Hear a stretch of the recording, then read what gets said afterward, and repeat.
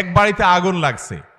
আগুন লাগার পর একজন পর্দানসীন নারী, যিনি বোরকা মেনটেন করতেন, পর্দা মেনটেন করতেন, তিনি ওই বাড়িতে ছিলেন। তিনি আগুন লাগার পর স্বর্ণ গহনা যেগুলো দামি জিনিসপত্র ছিল এগুলো সব একত্র করেছেন, করে তিনি বাড়ি থেকে বের হবেন। এই অবস্থা তাকায় দেখেন যে বাহিরে পুরুষরা আগুন নেবানোর কাজ করছে। যেহেতু পুরুষরা আগুন নেবাচ্ছে, সেজন্য উনি আর বাহির না হয়ে ওই আগুন লাগা ঘরের খাটের নিচে তিনি যাই লুকিয়েছেন, যার কারণে আগুনে পুড়ে তিনি শেষ হয়ে মরে গেছেন। এই যে পর্দা করতে গিয়ে তিনি নিজের জীবনটাকে পর্যন্ত শেষ করে দিয়েছেন। পর্দা যারা করে তারা কত খারাপ, কত বাজে। এ হলো গল্প, এ হলো আপনার গল্পের নামে পর্দার বিদ্বেষ আমার সন্তানকে শেখানো হচ্ছে।